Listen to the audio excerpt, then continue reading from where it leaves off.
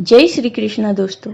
आज मैं आपको सत्यनारायण व्रत की कथा सुनाने जा रही हूँ। एक बार योगी नारद जी ने भ्रमण करते हुए मृत्यु लोक के प्राणियों को अपने अपने कर्मों के अनुसार तरह तरह के दुखों से परेशान होते देखा। इससे उनका हृदय द्रवित हो उठा और वे बीड़ा बजाते हुए अपने परम आराध्य भगवान श्री हरि की शरण में हरि कीर्तन करते क्षीर सागर पहुंच गए और स्तुति पूर्वक बोले, हे नाथ, यदि आप मेरे ऊपर प्रसन्न हैं तो मृत्युलोक के प्राणियों की व्यथा हरने वाला कोई छोटा सा उपाय बताने की कृपा करें। तब भगवान ने कहा, हे वत्स, तुमने विश्व कल्याण की भावना से बहुत सुंदर प्रश्न किया है, अतः तुम्हें साधुवाद है। आज मैं तुम्हें ऐसा व्रत बताता हूँ जो स्वर्ग में भी दुर्लभ है और महान पुण्यदायक है तथा मोह के बंधन को काट देने वाला है, और वह है श्री सत्यनारायण व्रत। इसे विधि विधान से करने पर मनुष्य सांसारिक सुखों को भोग कर परलोक में मोक्ष प्राप्त कर लेता है। इसके बाद काशीपुर नगर के एक निर्धन ब्राह्मण को भिक्षावृत्ति करते देख भगवान विष्णु स्वयं ही एक बूढ़े ब्राह्मण के रूप में उस निर्धन ब्राह्मण के पास जाकर कहते हैं, हे विप्र, श्री सत्यनारायण भगवान मनोवांछित फल देने वाले हैं। तुम उनके व्रत पूजन करो, जिसे करने से मनुष्य सब प्रकार के दुखों से मुक्त हो जाता है। इस व्रत में उपवास का भी अपना महत्व है, किंतु उपवास से मात्र भोजन न लेना ही नहीं समझना चाहिए।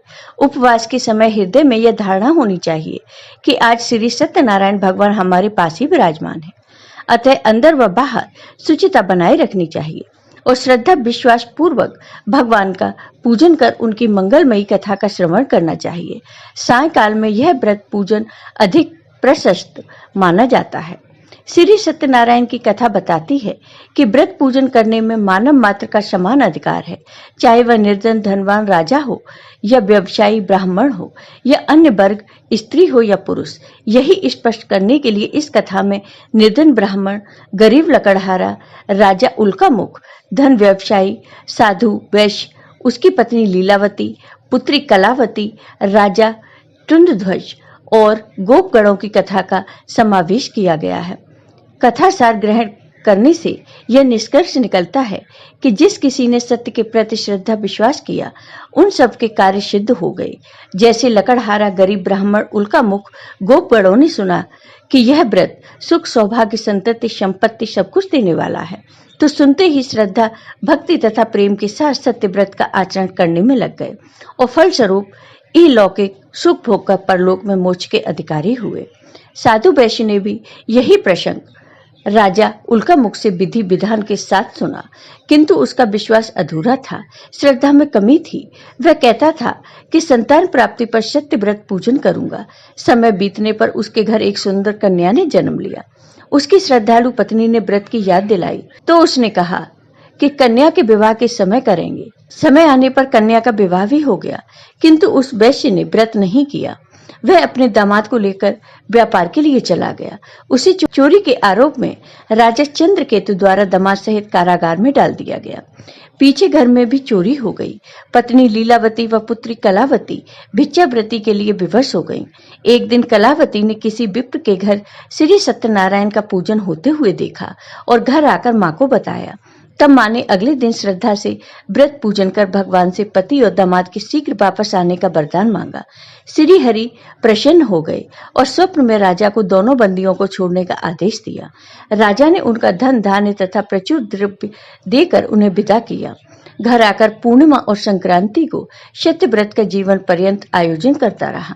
फलतः सांसारिक सुख भोग कर उसे मोक्ष प्राप्त हुआ।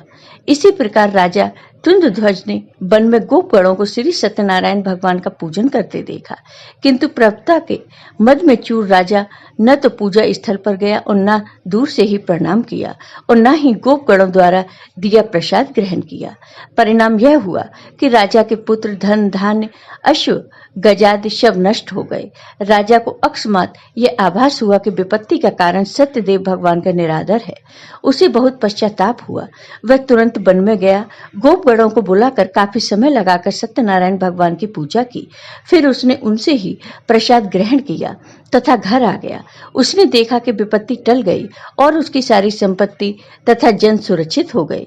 राजा प्रसन्नता से भर गया और सत्यव्रत के आचरण में निरत हो गया तथा अपना सर्वस्व भगवान को अर्पित कर दिया। जय हो श्री सत्यनारायण भगवान की। आपको ये वीडियो पसंद आया हो तो लाइक कीजिए, शेयर कीजिए और मेरे चैनल को सब्सक्राइब कीजिए। साथ ही बेल आइकॉन पर क्लिक जरूर कीजिए जिससे हमारे वीडियो के नोटिफिकेशन आपको मिलते रहें। और हाँ दोस्तों, अगर आपको ये वीडियो पसंद आया हो तो कमेंट बॉक्स में श्री सत्यनारायण भगवान की जय अवश्य लिखिए। धन्यवाद दोस्तों।